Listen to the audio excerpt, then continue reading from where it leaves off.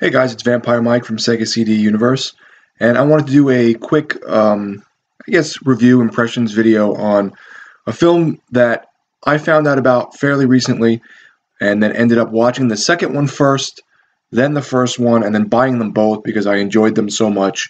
They are super, super cheesy. You will see a follow-up video probably next week with a review of the sequel, and the movie is Samurai Cop. Samurai Cop is a movie that was filmed in 1990 and released in 1991. It's totally a flick that you would expect to see like 2 in the morning on like a weird station. You know what I mean? Like you're half asleep and they're throwing some goofy movies on. I have it on Blu-ray. See if I could show you the cover without it blurring out. And I don't know if you can really tell because of but they made the front of the cover look like it's an old VHS tape, like it's worn around the edges. It didn't include subtitles, which was a little disappointing because I do watch all my movies with subtitles, but it included 2 interviews with Matt Hannon, aka Matt Carados, because he had changed his name after a little after this movie came out, and another interview with some other guy that I think one of the guys in the second film and the other guy's like a comic book writer. I don't know why they interviewed him. I'm missing the connection there. But there's quite a lot to talk about this film, and it's really beloved by a lot of like cheesy movie reviewers and people who watch old stupid films. So it went under my radar, which is funny because I like a lot of cheesy old movies. And for just a little backstory, Matt Hannon, the main guy, everyone thought he was dead, and I think it was like 2014, 2015. There was some kind of obituary found and all this other stuff saying that he was dead. He actually popped on IMDb and said, "I'm not dead. I'm going to make a video and show you guys I'm still around." And his daughter he had filmed a clip of himself talking, saying, "I'm not dead, blah, blah, blah." And then his daughter released it on YouTube, and everyone was all excited. And it kind of got the hype train going, so to speak, for old lovers of goofy movies. And they did a Kickstarter, I think. It might have been an Indiegogo, but I think it was a Kickstarter. And but forgive me if I'm forgetting, for the sequel. So that's how the sequel got made. The first movie, which is the one I'm talking about now, is kind of like a cheesy Lethal Weapon. Definitely reminds me of like Lethal Weapon, Beverly Hills Cop. It's more serious than the sequel. This movie is like they're trying to make slight cheese, like slight 80s cheese, but like, you know, it's a cop movie. It's kind of funny. The lines are weird in the movie. There are like a lot of kind of quirkiness to the lines, and just like in the movie The Room, I would chalk that up to the director or writer or whatever he was. His name is Amir something. I think he said he was not Pakistani. I can't think of where he was from. Middle East somewhere, I want to say. His translation in the film, it's not as bad as The Room, but it's got like issues to it. So some of the things they say are a little off. It also has Robert Zadar in it, who was awesome in Maniac Cop and a lot of other films like Tango and Cash. You know him if you've seen him. He looks like a barbarian almost. He had acromegalia. His chin is humongous. You definitely know him if you watch a lot of 80s movies. And I think the creator of this movie was a big fan of Maniac Cop, so he had wanted Robert Zadar to do this. And Robert Zadar is cool. He looks insane in it. He looks like his eyes just look nuts. But trying to think of some funny stuff with the film. The 2 main characters, Matt Hannon and Mark Frazier, the black dude on the cover, I think they work off each other pretty well in both movies. The movie has a lot of overdubbing in it, which you can see the mouths don't fit or just sounds out of place. A lot of weird, silly quotes. Like they say the black guy, his car explodes, the cop, and he's like, "Oh, the captain's really going to burn my ass this time." And he goes, "Yeah, charcoal black," Matt Hannon says. And he goes, "My ass already is black." And he goes, "All right, brother," or whatever. And like they high five, like stupid shit like that happens. And you're like, wait, what? Your car just exploded. Your captain's going to flip the fuck out. And you're making fun about having a black ass. Like, so it's pretty funny. Matt Hannon has long hair, and he thought the movie filming was over. So after it was all done, he cut his hair and started going out for more, roles and trying out for other films or whatever. And Amir, might as well get his name, Amir Shervan.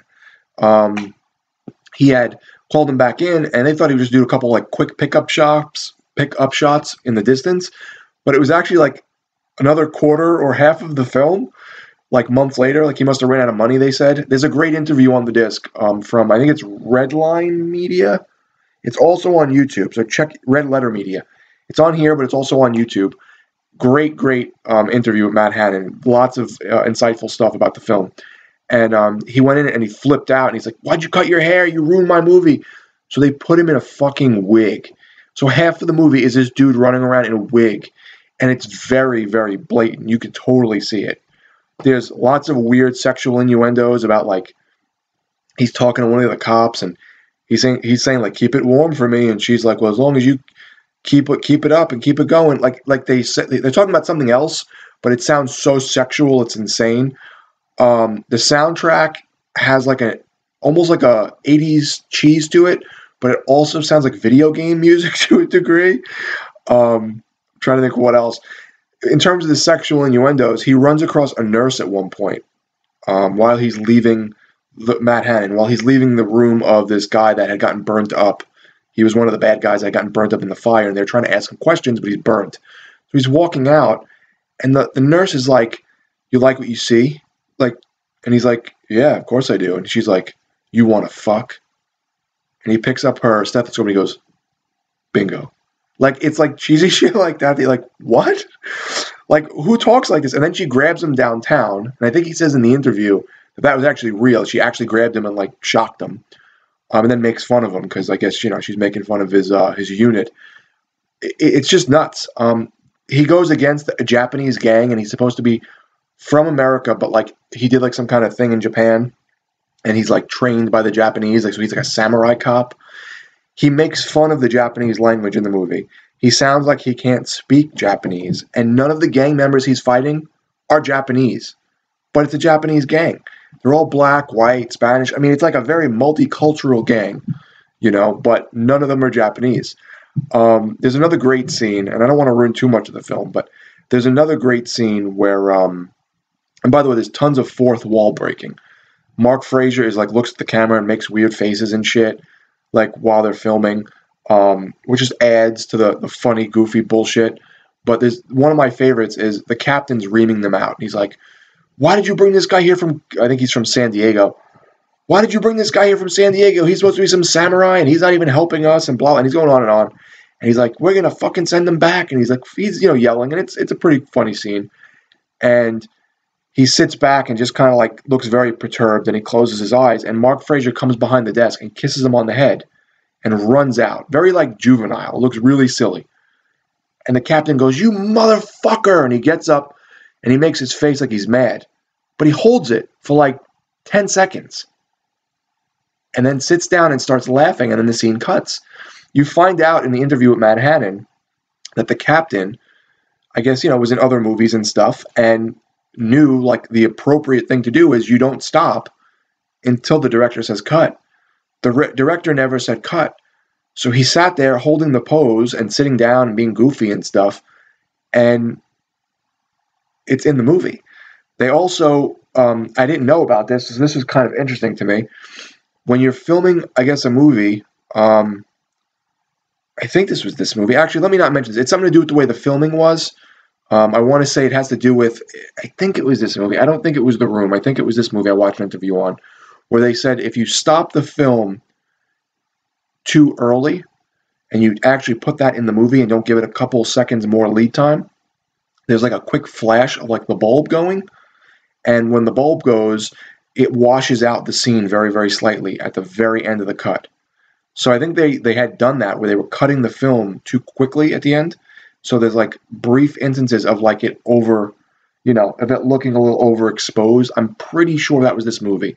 Forgive me if I'm wrong on that one, but everything else is on point that I'm saying about this. The Blu-ray looks really good. I'm actually surprised at some of the quality of it, how good they made it look.